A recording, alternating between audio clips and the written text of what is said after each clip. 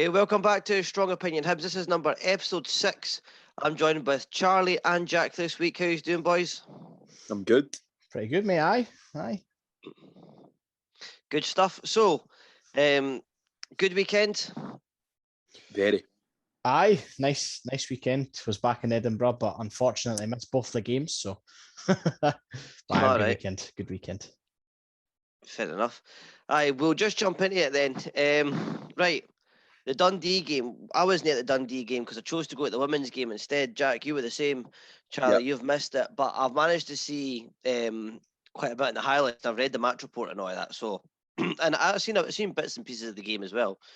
How would you sum it up in one word? We've obviously drew 2-2 with Dundee away from home, considering the fact we were missing obviously Doidge because he's out till Christmas, and we're missing Nisbet, probably our best player or one of the best players in the team. To come away with a 2-2 draw, what's your thoughts on that? A bit frustrating because we were in control of the game I actually caught the second half, so we were actually in control of the game for a lot of it. It was just frustrating. We couldn't get over the line, but that's probably it. Frustrating. Aye. Jack, what one word would you use, mate? Frustrating. I'm the same as Charlie. I think I'll take it because of the players we have out, but it's still frustrating. It feels like 2 points dropped at the end of the day. Aye. Is deja vu one word? Aye, if you put a hyphen in it, it is.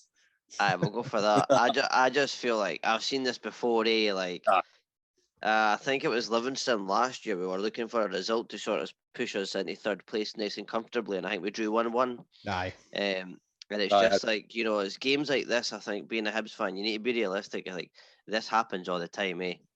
Like dropping points away to teams like Dundee and that. Hibs over the back is Hibs will turn Celtic over 3-0, and then we'll get beat 5-0 for St Mirren in the next game week. It's just the Hibs way. Do you know what I mean? That's it. I completely agree. But I'm not obviously it's really frustrating that you're 2-1 up and there was two poor mistakes of the goals crosses yet again. But I think Dens Park isn't the easiest place to go. Dundee are a very good team at home, and I think this season what we're going to see is a flip around to last season, that we're going to be better at home than we are away. I think so. Because I've already noticed that we struggled at Fir Park, and then we struggled up at Dens Park as well. So even though we won at Fir Park, we made hard work of it. So I think we've had two very confident home performances. Kelly in the League Cup, and then obviously Ross County in the league. So I think we're going to see a reverse of last season, just based on what I've seen so far. Do you think that fans being there has got something to do with that, Jack? I actually do, to be honest. I think Easter Road, it's the atmosphere that makes Easter Road. You could tell that was pushing the lads on in certain games. Yeah. Especially Santa Coloma, for example, when the sort of whole East was singing at the Santa Coloma game, you could see that was pushing the boys on, especially when we had a man down and we were still playing really well. So I do think that the crowd's back, and especially now that we're going to get capacity at Easter Road as well. I think that definitely is going to help. And then it works the same. Dundee, I've got a very tight-knit group of fans, and that's going to help them as well. So I definitely think fans being back is going to have an impact on that. Because we had quite a good away support again. Obviously, we packed out Motherwell and we packed out Dundee this weekend as well. So it's a shame, but like I said, I just think these things happen. What do you think went wrong for Hibs? Where did it go wrong for Hibs? Crosses. He did defensive errors again, and a few other players that weren't up. But we were missing 5 players there. I think some people have went a bit over the top after yesterday, like calling. I saw some folk calling for Jack Ross's head, and come on, get with it. We're top of the league after 3 games. Like, come on. Why blame the manager? It's no Jack Ross that didn't go in and try and stop the crosses. He didn't fail to stop the cross. Jack didn't run on for the touchline and go, I'm not going to tackle him. I think Gogic and McGinn, I'm not going to, I'm not the sort of guy that hates on players, if you see what I mean, but I will criticise them. I think McGinn, you do it once, it's a mistake. You do it twice, okay. You've done it about 5 or 6 times. That's when it's a problem. You do it every week. I think, and well, I keep saying it when I come on, that teams ken that the right side is our weak side. And I think Gogic has his moments, but I don't think he's suited to the role that he's playing in right now. No. He's better further up the midfield. I prefer him when he's playing a more central role than when he's playing deep, because he keeps getting caught out. And I just think it's a shame, because Gogic has the ability to be a good player. We've seen the good moments for Gogic. Just right now, he's not looking good in that area of the park. And then, like you said, there was a few other players that I just think, I'm not going to say they were bad, but there was a few players that maybe could have done a wee bit better. Murphy. Murphy. I mean, I watched that. Murphy was a wee bit frustrating, but, that's one-off game. We've seen what Murphy can do. Murphy has good games. He has one-off game. You've just got to accept that. So I think... do you think it is a one-off with Murphy, though? Because I've been thinking about this. I mean, he missed that beauty of a chance against St Johnstone in the League Cup. But it was the semi-final. He missed a cracking chance at that. And I think at that moment in time, we would have went ahead in the match. We would have went 1-0 up. And that changes that. If we'd taken the lead on there, because we were absolutely amazing in that first 30 minutes, that cup semi-final until they scored. Murphy misses that chance, and you're thinking, fair enough, he's missed a chance, a one-off. And I'm pretty sure he missed a few chances against Motherwell. He missed a few chances against. Is it Santa Coloma we played at home, or was it? I can't remember if it was a Coloma game or the Rijeka game. And then he's done it again, Ken, at the weekend. There, like, he's definitely due us a goal. He's got it in his locker though, eh? Like, he is a good player, but at the same time, like that, if he scores that chance yesterday, it's game over. It's 3-1. He should have scored it. How he missed that, I've no idea. I just think I noticed that at Rangers, he missed those sorts of chances at Rangers as well. I think it's the sort of player that he is, unfortunately. But what he gives you outside the goal scoring is good as well, if you see what I mean. The takes and the balls he puts in, I think he is a good player, and just it'll come. I completely agree with Charlie that it's in his locker, and he'll score a good goal for us one day, absolutely. But I think folk have got to realise that I don't think Murphy's really that sort of player. I'm sure a lot of Rangers fans that watched them back in the day would agree with that as well. And I think, so some weeks you're going to be clinical, some weeks you're not going to be clinical. And I think clinicity is a problem in the team. But, it'll come. It'll come. It's early doors yet, and I'd have faith that it'll come. I think he picks the ball up. He picks the ball up wide really well, and sometimes cuts inside and has a shot. But like, his overall contribution to the team is very good as well. But I'm just starting to see like a wee bit of a pattern with him, and I hope for his sake he can get himself a goal. And I think that might just take his game to the next level, because he looks like he's lacking a wee bit of confidence at times. I think he's. I don't know if that bad injury he had a few years ago is maybe still playing on his mind a wee bit. Perhaps, but it's a frustrating one yesterday, because he should have scored. I mean, take nothing away, the save was quality for the keeper. He done well to recover, because the keeper looked beat. But you're right, he's got to be burying that, and that's game over, and we come back the road with a full 3 out of 3. But he didn't win every game, so. Unfortunately, I'm pleased with. I'm pleased with the result. I'm not ecstatic about it, but I'll take it. I mean, these things happen. It's a long season, and being a Hibs fan, we didn't win every game. It's as simple as that. So let's be realistic here. 2-2 against Dundee. It's a typical result. We'll have a few many of them along the way. So get yourself strapped in if you're not expecting results like that, because it certainly happened. But what I was going to say in regards to the Dundee game, in terms of the lineup and the formation, we'll just bring it back to Gogic for a minute there, because quite a few people on social media were ousting Gogic and weren't happy with Gogic's performance. For me, Gogic is a decent player. I mean, he's not a starter for me, and I think he's a bit he does the dirty work. He's quite defensive, but do we need to play 2 CDMs against Dundee away? No. Gogic and Jake Doyle Hayes. We should have played Doyle Hayes and McGuinness, and then, I mean, Scott Allen. What's he got to do to get a start? I know he's not got the legs, but that's the type of game that he should be playing. Or if you're going to go with 2 holding midfielders, play Scott Allen in that role, because he can see more of the pitch for there, and he can we missed that cut and pass yesterday, and I think had we started Scott Allen and Doyle Hayes, then you can bring Scott Allen off after 60, but I don't think Gogic's game's Tynecastle or Ibrox, or when you need a big hard nut in the middle of the park. But Dundee away is not his game. Exactly. With that. I was thinking as well in terms of Gogic there talking about.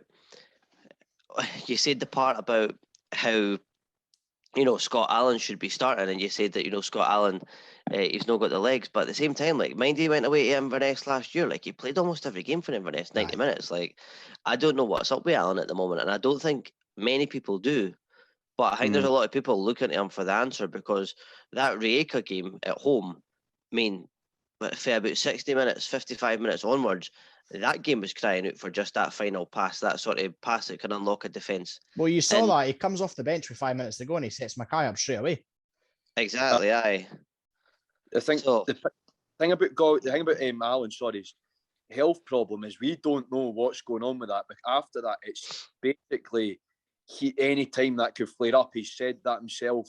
We don't know, is that a health reason, because he might not want people to know that he's having issues with his health. So I think with Allen, we can't be too quick to judge as to a reason why he's not starting. We've got to we've got to sort of wonder, because I think he's a guy that doesn't really like to talk about that sort of stuff, and he might want to keep it private. So I don't know, but I think I completely agree with Charlie that game was crying out for Scott Allen because of that incisive that Allen has. But like I said, I'm not got much else to say about the Dundee game apart from we're still unbeaten. I'll take up, and with the players we had out, it could have been worse. I think hindsight's a great thing, because I was looking at the team and we played a 4-2-3-1. For me, I think that system's been designed to sort of, get our best players on the pitch, like the two wide men, so Boyle, Murphy, and obviously Nisbet's been playing up front on his own. I think that was quite a big ask to ask that Scott boy to play up front on his own yesterday, Ken, and he's not had a lot of game time. As I said, hindsight's a great thing, but I think they could have went. I mean, if they won that game yesterday, we're not sitting here talking about this. No. I do understand that for the listeners, but in hindsight, could have we went even against Livingston this week? Could we go 4-4-2 maybe, and maybe put Scott and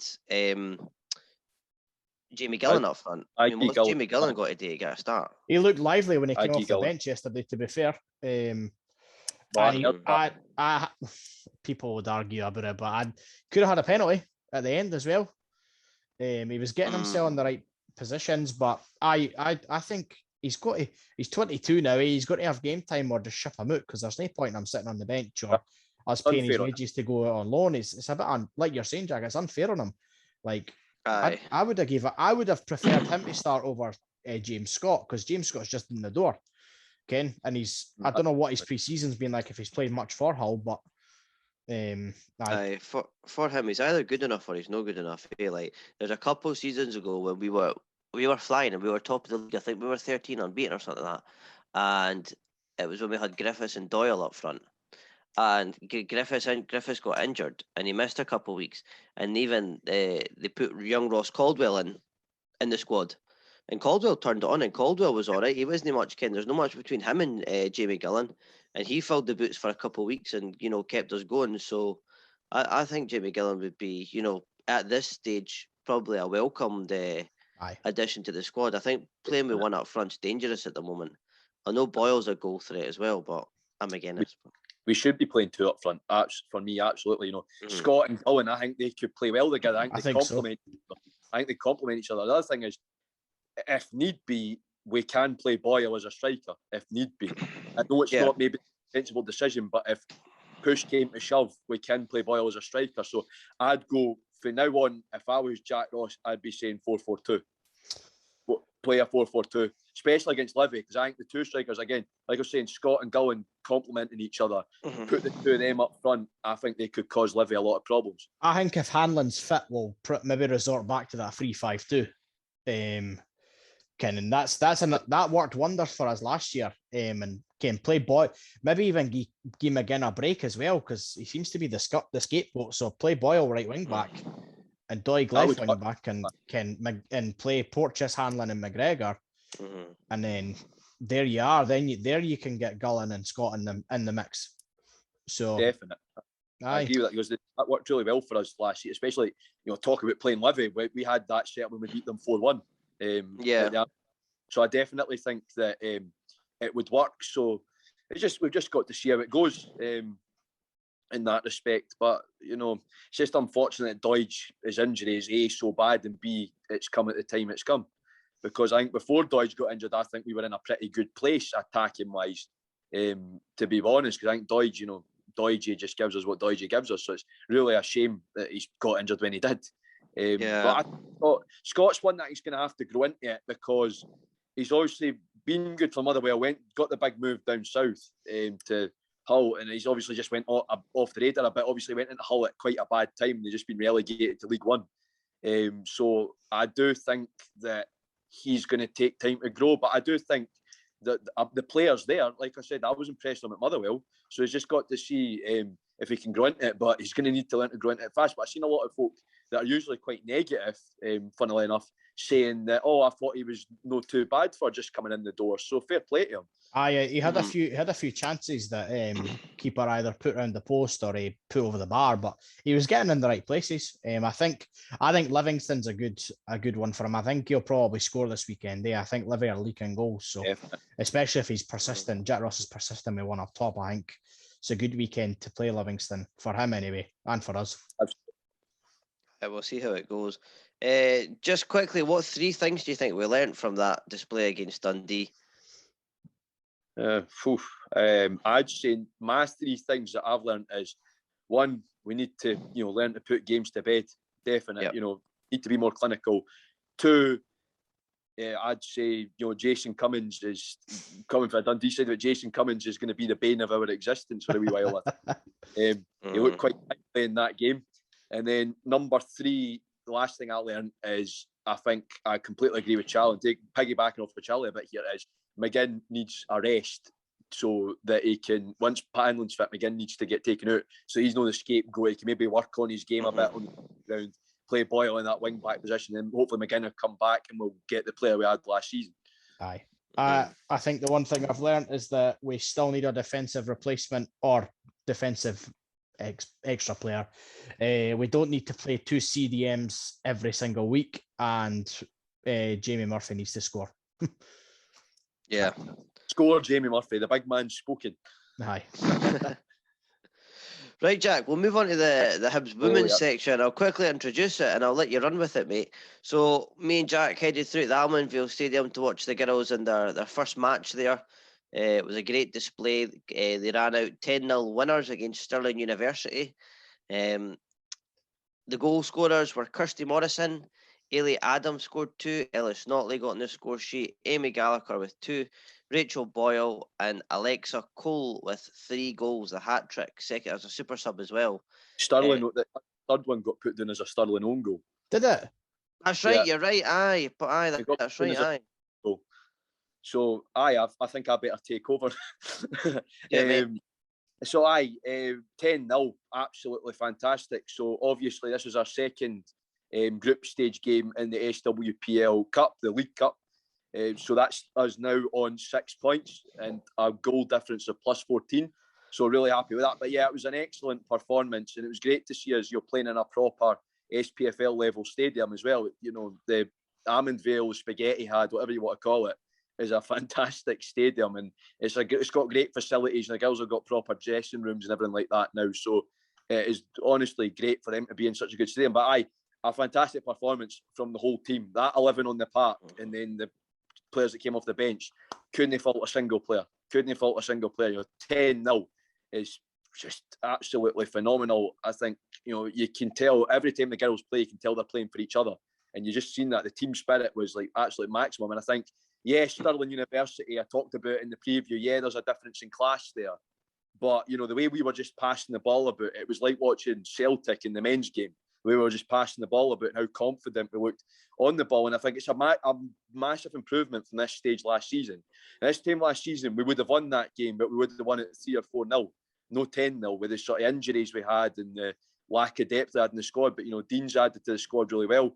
We got our 3 Americans. Tony made her debut off the bench, which is good. And she looked quite lively in the game. She came on quite late, so she didn't have sort of much time to do anything, but she made a good few runs. She was out well to collect Calvin out in the wing, so Tony had an impressive debut, and I spoke to her after the game. Actually, she's a very nice person. So Tony had a really impressive debut off the bench. Alexa coming off the bench and scoring 2. So I think that's really impressive, and that shows the depth they've got. But I think there's only one word to describe that performance. It's absolutely fantastic. I've used 2 words there. You sound like Gary Barlow. But I think it was just phenomenal, and they were all very well taken. I'd say the own goal, obviously, that's scrappy because it's own goal, and I do feel sorry for the Stirling defender. Alexa cuts in and she hits it, and the Stirling defenders just isn't looking, and it just comes off her and goes in. So I think that was unfortunate. But give Stirling their due. Yeah, they got beat 10-0, but at times Stirling, they got on the ball, they did some stuff. I think their goalkeeper, she kept it from being about 20. Their goalkeeper, honestly, especially in the second half, the goalkeeper had quite a good game. I think the other end of the park for us, Gabby didn't have much to do. I don't think she made a save. I don't think she made a save, mate. She's not had a save to make in the competitive games she's played for us so far, Gabby. But she was very good, obviously. I think Calvin was shocked. She was standing quite far up the park shouting instructions. I've never seen that for a goalie before, and if you've never been to a women's game, even that alone is worth going along to see, like how she commands the defence, talking all the time. Even when we're 7-0, 8-0 up, still talking as if it's 0-0. It was really impressive, Jack. Gabby's really good at that. I think that's great to have because Emily is a fantastic goalkeeper. Other goalkeeper, Emily Much, is a fantastic keeper, but she's very quiet. And I think it's good how Gabby just commands the defence. And like Calvin said there, 7-8-0 up, Gabby was still shouting instructions, making sure, basically that we kept the clean sheet. That's what Gabby's job was at that point. But I think we're absolutely fantastic. I couldn't fault a single player on that pitch because we were just amazing. I think it's great to see Ailey Adams back scoring. She didn't start against Kilmarnock. I don't think she even played against Kilmarnock, but it was good to see her starting. And, she's 17. She's got a huge future, and it's her scoring 2 goals. And I think it really holds us in good stead. And obviously, we've got our last group stage game on Wednesday. We're going up to Dundee to play Dundee United. And if we can beat them, we'll go out the group top, which is what we're expected to do. So I think a really positive start to our competitive season in the League Cup. But fantastic performance. If I was to say a player of the match, I'd actually go with the official player of the match, Amy Muir. I agree with that completely. Yeah. Amy Muir was fantastic at that wing-back position. She was really... I'd say she had some young Louis Stevenson qualities, the way she was playing. But Amy Muir was absolutely fantastic. It was really difficult to pick a single player of the match because they all were absolutely fantastic and put on a really good display. And what I like is we didn't let up on Stirling either. We could have very easily, we went into at half time, 5-0 up at half time. We could have very easily just went out in the second half and passed it about the back. But instead, we just went for the jugular. And we played with a really good intensity from start to finish. We took our foot off the pedal a bit when we were 8-0 up, but then we got those 2 goals in quick succession right at the end. I think Alexa just scored, and then Amy Gallagher scored the 10th. And then, like I said, if it hadn't been for the Stirling goalkeeper, we could have been about 20 up. But it's really, really positive stuff. And I think Dean Gibson, the manager, after the game, I agree with Dean completely. Is he's like, these are tests. They're no, obviously it's all about the league, and when we play teams like Celtic and Glasgow, that's when we'll really get tested. But I think it's still good to be beating teams like that, because if you can beat these teams by big scorelines like that, it shows we've got the clinicity, because you can be the favoured team, go out and no score goals, and every clear-cut good chance we had, we scored. And that is what's excellent, because that clinical sort of play is what is going to win us games when we start playing the bigger teams like Glasgow, like Celtic, like Rangers, even Spartans. They're really good right now as well. So I think that will hold us in really good stead. But I can't sing the praises of the girls enough. And I say it every week, but they're a fantastic team, and they're really proud to support them, really proud to back them, and they're a great group of girls as well. Always have times to the fans. You're having a good chat to a few of them after the game, like Michaela, Ria, and Tony. Tony's excellent. So it's great to have her finally playing in a Hibs kit. Obviously, our visa got delayed, so it took her a while to come over from America. So it's good to have her finally here. Yeah, I think it was just absolutely amazing. So I think I'll let Calvin give some of his views on it as well. So, but I think we were excellent from start to finish. Exactly. I think I didn't really know what to expect, if I'm honest with you. I'd never been to a Hibs women's game before. I wasn't really sure what to expect in terms of like what the scoreline would have been or the standard of play, but the standard of play was brilliant. I mean, once the game kicked off, right from the word go, Hibs they were electrifying. They were passing the ball left and right. They were dominating. They must have scored within 10 seconds, and they were just the overall performance was electrifying. Like you said, that girl who got man of the match, is it Muir? Amy Muir. Amy Muir, she was brilliant. I mean, she's probably one of the best left backs, right backs I've seen. Like she was up and down that wing, like it was, always getting the ball, always on her toes. It was a really good day. I actually really enjoyed going to watch them. And if you've not been along yet to go see the girls, honestly, it's worth the trip. Take yourself along. Everyone that went, it was a nice, the crowd wasn't too big. It was like 60, 70 odd people there. Everyone there was dead on, really, really friendly in that. And it was just an all round good day. I thoroughly enjoyed myself, and as we said, get along and watch the girls, and I'll certainly make sure I get along to a few more of their matches this year. Aye, Because I was blown away with how good they were, like really, really, really good. No, definitely. I think you've got. I mean, I keep saying this, but more folk have got to come. And if they're complaining about the men's team, come and watch the girls because the football takes away the depression, eh? Watching the girls yesterday, I felt less depressed about the men's result. The football's amazing. Like honest, I like I said, I'm comparing it to. It's the passing, and even like defenders like Siobhan Hunter and Joelle Murray. Some of the passes, I mean Siobhan in particular, some of the passes she was making, but Joelle was fantastic. I've got to say something that is Joelle coming back into the team, as a senior player, she was fantastic because Joelle was suspended for the Kilmarnock game. I was informed. I didn't know that until somebody told me after I did the match review that Joelle was suspended. But as a senior player, Joelle's been at Hibs for over 16 years. She's come through her academy. She's basically, I'd say, like a female Paul Hanlon in terms of what she's given to Hibs. Now she's a one club woman and everything like that. But Joelle, to go out there as a senior player, she could have very easily have had a bad game. But Joelle was brilliant, and it's like she'd never been away. The way Joelle was playing. And again, I'd say Siobhan was fantastic, as she always is. She didn't have any of her usual crunching tackles to make or anything like that, but the way she was clearing the ball if it needed to be cleared, the way she was passing the ball about. And Kirsty Morrison, who got her first goal, I thought she was fantastic. That first goal was amazing. It was ping it straight out to Kirsty Morrison. She just ran in, cuts into the box, and a lovely wee tucks it into the wee bottom corner. And I thought it was really good, mate. It was really good, really, that goal. Really good goal. Really all of our goals, like I was saying, were very well worked. Like I said, the own goal was a bit scrappy, but every other goal really well worked, and they were all team goals. It wasn't, apart from Amy Gallagher for the 10th, I thought every goal was a team goal, always well worked. It starts off in midfield, they get out, and then one of the forwards or one of the midfielders puts away. I think Ellis Notley as a defender, sort of defensive midfielder, her goal was amazing. She put the laces right through that one. But overall a really impressive result, and I think like Dean said, these games aren't too much to judge how our season's going to go up. I think it's a great start, and given that we are holding champions of the SWPL Cup, it's a great way to start your campaign. So like I said, hopefully we can go up to Dundee on Wednesday and get a good result up there and top the group, because Dundee are sitting on quite a big goal difference. I think they're on about plus 16 because they beat Forfar 10-0 before Forfar withdrew, and then they beat Stirling 7-1.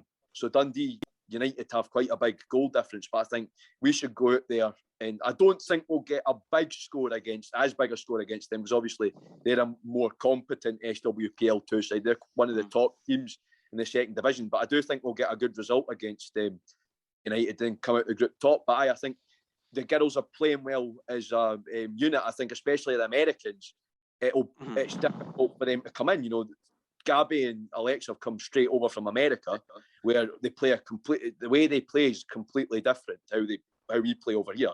And I think they've come in, they've adapted really well. Obviously, Tony's been playing in Austria, but again, the Austrian league is leaps and bounds ahead of the SWPL. The women's Bundesliga in Austria is like one of the best in Europe. So to have her coming out from that league and then adapting well to our league is fantastic as well. So, and then obviously you've got a new signing from Scotland, Michaela. She was brilliant. Didn't really sort of have much to do in the game, but again, she was brilliant with some of the runs she was making. So I can't fault a single player. All of them get 10 out of 10 for me. I completely agree with you. even Gabby, I know she didn't have a save to make, but like we'll talk about how she was out shouting instructions. She was quite far up the pitch as well. You know, it wasn't just like on the edge of the D. It was actually all the way. Sort of, she was sticking to our half, but she was all the way out. But you notice, the good thing about Gabby, she runs back on our line when she knows if there's any. If she even thinks there's a chance they'll get a forward ball, she's back. And I think that's excellent. You know, that's good to see. But that's coming from America. In America, they really encourage them to do that, which again is really good. To have these American players and their way of playing football imprinted onto us is really good, because America gets so many things right when it comes to women's football. And the women's game is, I'd say the women's game is about 20 years ahead of us in America. You know, how advanced it is. So I think to have players that have went through that system with us is fantastic. And I think, all three of them are brilliant. And I know that they're going to have a good time of it when we get onto the proper big games in the every game's a big game, obviously it's Hibs, but when we get onto the proper big league games, it's going to be really, really exciting. So I said that when I did the Kelly review, but folks, it's £7. Come along, it's less than a Scottish Cup ticket even.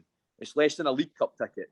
Come along and you'll watch excellent football, and you're going to watch players that get 100% of the badge no matter what. And I'll say to rate about Rachel Boyle is I think she'll score more goals than her man this season. Because Rachel Boyle, there's a big claim. That's a Twitter poll right there. I'm looking forward to that. That's a Twitter poll and a half, Jack. Rachel Boyle, the star woman, is going to score more goals than her man this season. I'm putting that out that's there. a great claim. We'll need to put that out on the Twitter. Definitely get that out. I'm saying it now, and I'll do a forfeit, right? I'll do a forfeit. Okay. If Rachel doesn't score more than Martin, when next season's home talk comes out, I'll get Ulysses de la Cruz put on the back. That's the forfeit. Okay. Now you have to get Boyle, but get it spelt wrong or something like that. Oh, no. On the back of your shirt. We'll let the listeners decide. Well, let us decide what it's going to be. But I think because Rachel's looked really good again.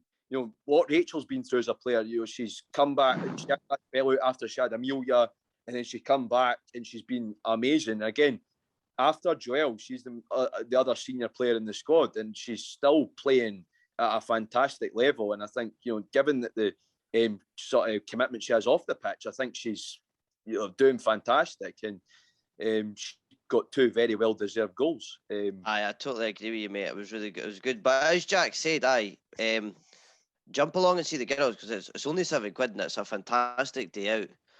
But speaking of Martin, mate, we'll jump onto the Livingston game this weekend. We're all going to be there.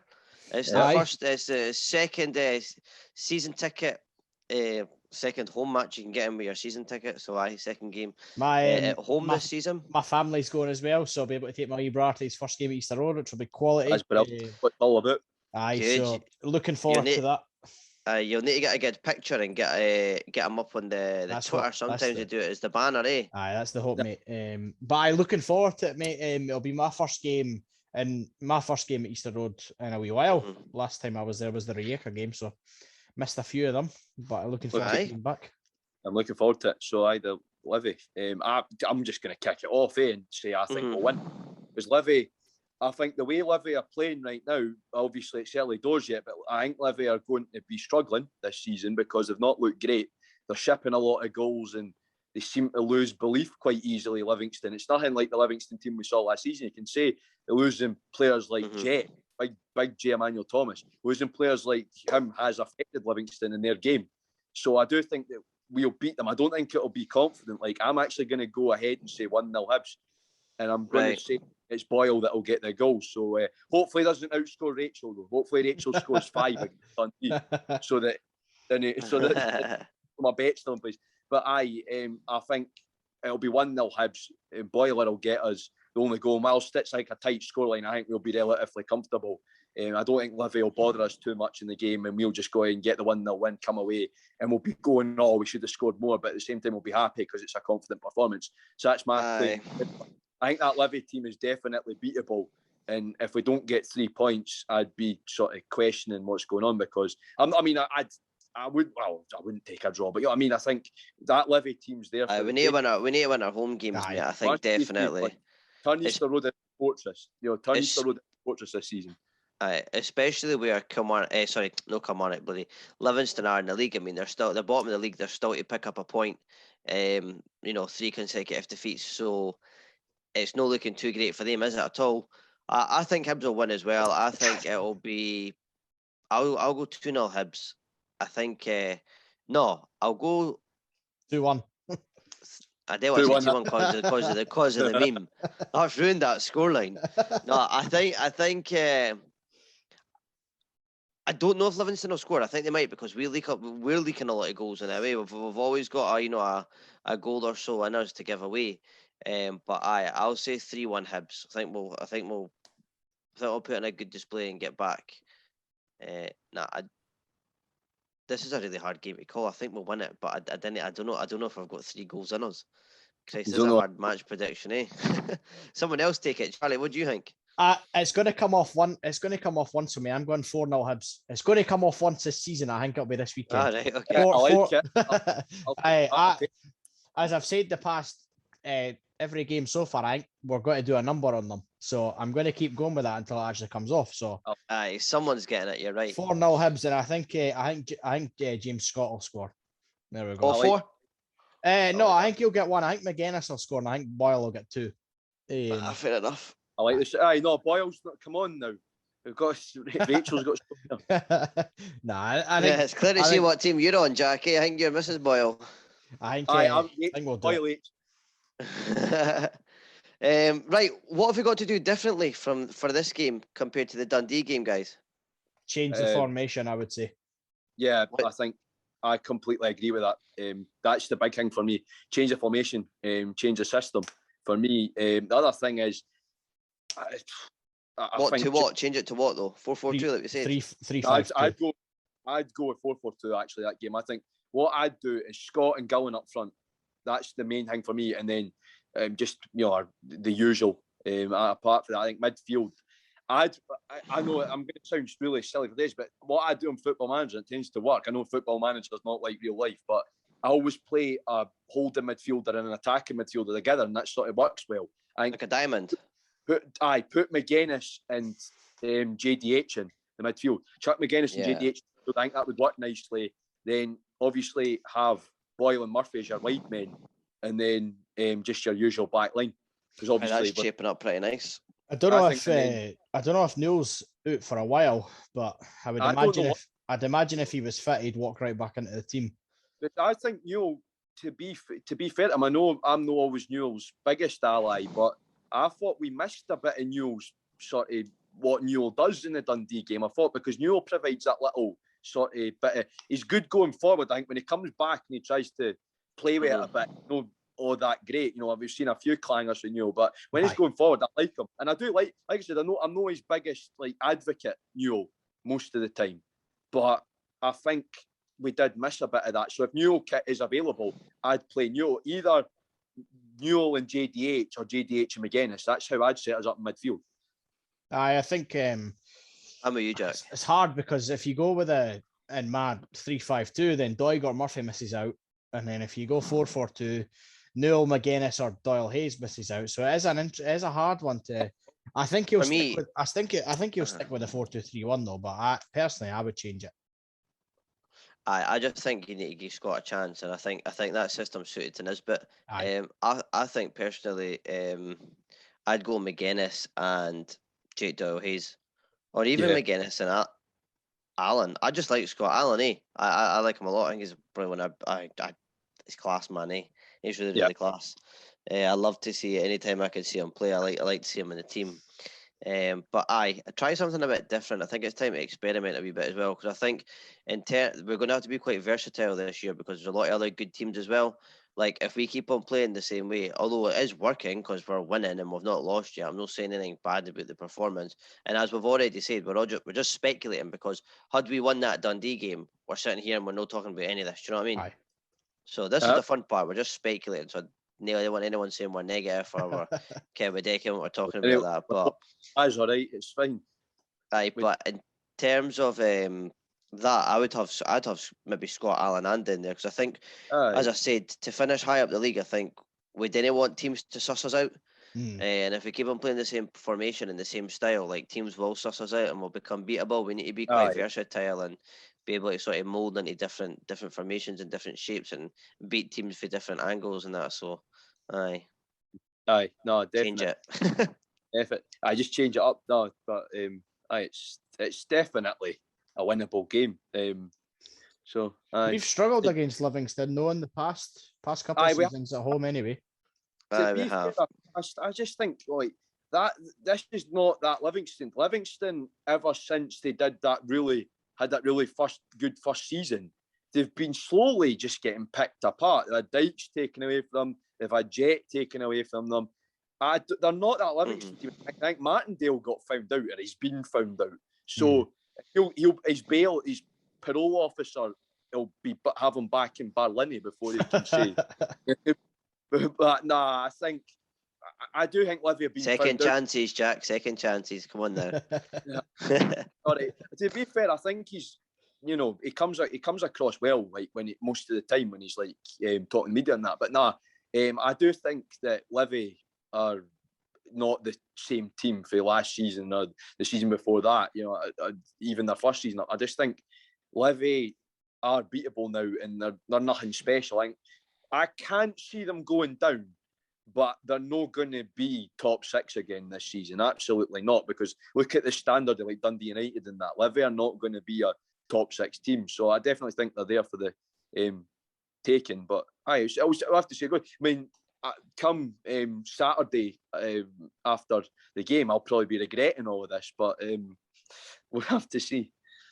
No, I completely agree. I think we'll win it, guys. I really do. Any final thoughts before we move on to kit numbers? I've got one thing. I forgot to say the Hibs bucket hat was on tour. Okay. The Hibs bucket hat. Exactly.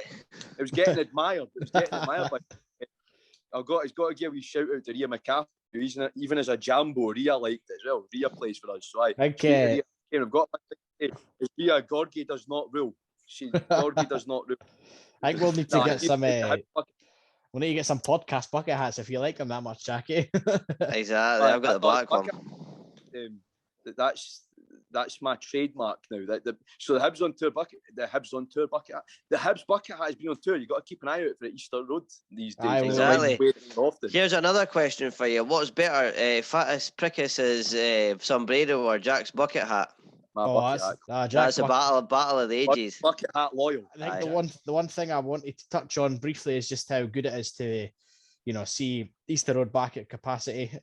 Really looking forward to taking my brother, and my dad and my uncle are going as well. So it'll be nice to see Easter Road back to numbers, and hopefully we're close to it being 100% full. But it'll just be nice to see. Special. I think it will be special. You're right. I know it's only Livingston. It's not really a kind of massive like Celtic, Rangers, Hearts, Aberdeen. You're there to see the Hibs. That's it. So who they're playing, we could be playing Albion Rovers or Inverurie Local Works. It doesn't matter. It's Hibs. Aye. Exactly. Right. Let's move on to the kit numbers then. This is quite mixed. This lot. Okay, so number 26, shirt number 26. The players that have worn that in the last sort of decade. Currently, you've got Sean Mackey, Jonathan Spector, Captain America there, Marveus,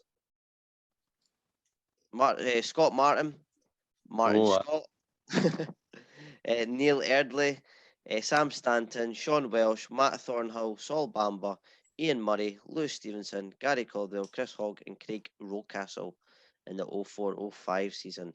Right. Charlie, do you want to go first? Who are you going to pick out of that bunch then? There's a few, but I think the best one there is Saul Bamba for me. I think he was class. And he was good, yeah. I was disappointed.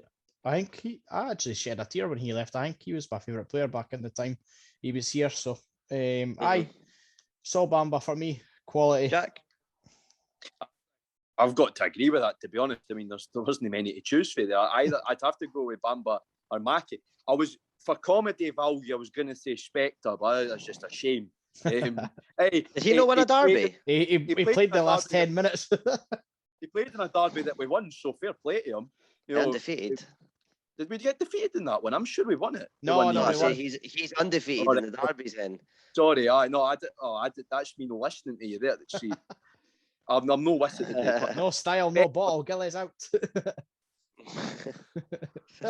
We call him, the Hibs dads won't be happy. But I think, to be honest, I've got to say Bamba. For me, sort of the generation from obviously being a bit younger, I'd say Mackie, because the young lad, it's just a shame with injuries. He's a good player, but I've got to say Bamba because, one, I sort of remember him, not clearly, vividly, but I do remember he was a good player, in his time. And then I'm going to say for what happened, what a warrior with what happened with his cancer. I think, any person that's scary to get cancer, but he's got a family and everything like that, and to fight that the way he did and then come back to professional football is absolutely amazing. What a warrior. And that's why he gets my vote as well, because what a warrior. A lot of people that get cancer sit and they start stressing, and rightly so. It's a horrible thing. But he was like, I'm going to fight this. At the very start, like, I'm going to fight this. And then look at this. I think it's absolutely fantastic. His chemotherapy is rough. My other granddad, both sets of my granddads, other granddad had the same type of cancer that Saul Bamba had. Chemotherapy is rough. You know what I mean? So to come back and play football after all of that is absolutely astounding. And what a man. And he was a great player, and he was at Hibs as well. So I've got to say Saul Bamba. And as for Jonathan Spector, I'm sorry, but we've got 3 Americans that are going to be twice the player you ever were at the men's team now. I said Alexa was the female Jonathan Spector, but I stopped myself. So that was purely based on height. Or nationality, aye. And nationality as well. They're both quite lanky, but nah. Alexa's going to be a bit. Alexa's already done more. Alexa did more in 5 minutes for us than Spector did in the whole time. I remember, funnily enough about Spector, sorry to sort of go off on a tangent here, but I remember Spector, I remember watching that derby and going, why the hell is Jonathan Spector stripped in a Hibs kit? I didn't realise we'd signed him. I was like, what the hell is Jonathan? I thought it was some sort of joke. Like, I honestly thought it was some sort of gimmick. And then I was like, what the hell was Jonathan Spector doing on the pitch? But fair enough to him. He won in a derby. He's undefeated. He hates the Hearts. Jonathan Spector hates the Hearts. He probably didn't even know what a Heart of Midlothian Football Club was before he came to Scotland. But fair play, he hates the Hearts because he's won. But Bamba, what a man. And I've realised I've just blethered an utter load of crap there. But Bamba, what a warrior. I'm going to go Bamba as well, just because he was class growing up in that. But I will say as well, for me, I've got to give Sam Stanton a special mention because he wore that during the 2013-14-15 season, which was a horrible time for Hibs. And I think all those players in that 12-13 season when we went down, I think he was the one that stood up and was counted for quite a few times, and he scored quite a lot of important goals for Hibs during that time. But it was like, he was a boy at that time. Kenny was young. He must have only been about 17, 18 or something like that, 19. And he stepped up numerous times and put the ball in the back of the net when, we were crying for a goal. And unfortunately, he couldn't do it all by himself. But I thought he had a good spell at Hibs under with that short number. So for me, I would say Sam Stanton's up there as well. Just do that list. Scored a couple of good free kicks in that, Stanton. I liked Stanton a lot. He went over to Dundee United and went over to the States to a team called Phoenix Rising or something like that. And I don't know where he is now, but I got a soft spot for him. I think he's in the USL Championship now, which is like you're sort of in the depths of the American football pyramid. But he's doing well at there. I think the States is probably suited to the sort of player he is, if you see what I mean. He plays for Dundalk apparently. Oh, I thought he was still out in America. Jeez, that's how off the ball I am. He's playing for Dundalk. Obscure former Hibs players, But he's only 27, so he must have only been about 16 not 16, 17 at the time, 18. He was. So I still think he's got I think, to be fair, I agree with what Calvin was saying about the the sort of he wore that shirt during that season. I think he was a bit of one of those very few of the players that actually seemed like they cared, if you see what I mean. I'd agree with that. A few of the players just didn't look bothered. They're like, oh, who cares? They weren't really bothered about getting relegated, but they sort of you could tell he was affected by it and that he was disappointed. So fair play. I think he definitely did more than most in that season, I'd say. What was the number? Well, just out of interest, what was that kit number? What was the kit numbers again? What was that kit number again? 26. 26. I'm saying I couldn't remember. I couldn't mind any good ones for the women's team that wear the 26. Because I was going to say a shout, but I don't think there's any. I can't mind who 26 now is. That could be a good thing for next week, mate. If you remember that. If I can remember. I'll bring that one up next week if we can think of a women's number 27, because we'll be struggling for 27. The kit numbers are going to run out so shortly. We've got to think of a new segment. So if you've got any ideas for a new segment, listeners, just tweet in or email us. Aye. The Jackie Miller segment. That's everything. What's that? I missed that, mate. What did you say? I said that humiliates myself or talks utter crap. That's the whole podcast.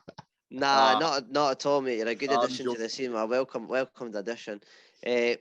No, we'll need to do a wee segment on Jack's bucket hat. We'll come up with some sort of story. This week it was Rhea McCafferty. Even Rhea McCafferty as a staunch Jambo loved it. So there you go. Maybe we'll need to do something like the wizard's hat. Kind of the magician pulls stuff out his hat. What could you do? Your bucket hat? Aye. Keep it clean, Jack. We'll come up with something.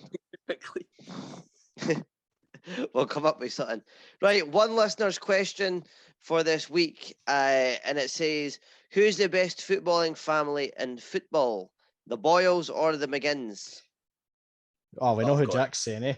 I'm going to say Boyle, Rachel. Like I said, Rachel Boyle, HSC is back. Nah, I love the Boyles. Rachel and Martin, they're the Aberdonian power couple, eh? They're the quintessential Aberdonian power couple. But nah, Rachel and Martin, both fantastic players and both fantastic people. You know, Martin is a hoot. You know, what the player, he's such a, I think his personality, I've also said that his personality matches how he plays. He's sort of cheeky, he's got a bit of flair about him. Yeah, I think Martin's a great guy, and then Rachel's a fantastic player. And like I was saying, when we're talking about the women's result, it's not easy. She's had a kid and she's coming back to playing professional football. I think it's no mean feat, because having a kid is difficult at the best of times, but you're playing football at the same time. So I definitely think Rachel and Martin are both the best in their position. They're both the best in their position in Scotland, I'd say. One of the best in their positions in Scotland, both of them. And both of them get capped internationally. You know, Martin for Australia and Rachel Scotland. Rachel's played and been included in Scotland squads a good few times. So it's good to see the both of them. I think for me, I was going to say the McGinns, but I think for me, Stephen just lets the side down. I know he's a handsome devil, Stephen, but he's the best looking at the three of them. That's very true. But he's the best looking at the three of them. He's a handsome devil, Stephen, but I'm sorry, but he's just didn't. Apart from that goal at Fir Park, he just didn't do it for me at Hibs. Yeah, I agree. I think it's got to be the Boyles, because Rachel and Martin are both fantastic players and fantastic people that, even though they're from Aberdeen, they've really sort of adopted Hibs and they've really adopted Edinburgh as well. So I think the both of them are fantastic. And I've got to say, the Boyles are the quintessential power couple. Forget all the other celebrity power couples. It's all about the Boyles. That's one vote for the Boyles. Charlie, who are you going for? The McGinns, mate. Eh? John's my favourite ever Hibs player, so I've got to stay true to that. And he's got a cracking arse, I know, if you as long bangers will tell us, so we've got to stick with that. I was wondering how long that was going to be. I'm not going to disagree, and then I just think for the McGinns, like I said, Stephen lets the side down. I just think Stephen's lets the side down, but I think John more than makes up for it, though. John is the equivalent of three of them. So exactly, aye. Exactly. Joe, I'm on the fence here. Like I'm on the fence. I'm not sure. I'm not sure. Boyles will only speak to you anymore. What's that? I said you better go to Boyles to speak to you. I can. No, I'm not. I got to tear my ballot in half and put one in each box. I'm not sure. He's I'm not sure. You Hearts bastard. You Hearts bastard. Nah, I gotta go the McGinns. Yeah, I love the McGinns. But I say I love them, but I love Paul and John, obviously. But Steve, Steve's right. I mean, I'm not done enough for him. He was not a bad player though. I think he was a championship player. He's just a championship player for me. John McGinn's mum's basically a youth academy at one point. You got to go to the McGinns.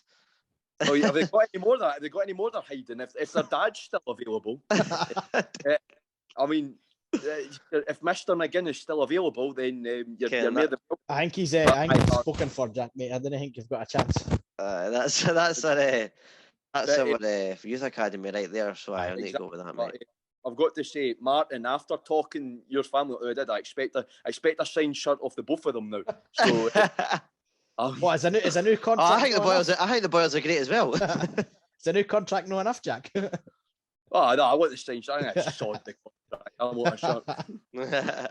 Aye, fair enough. Well, guys, that's all we've got time for this week. It's been a good one, good laugh. I've enjoyed that.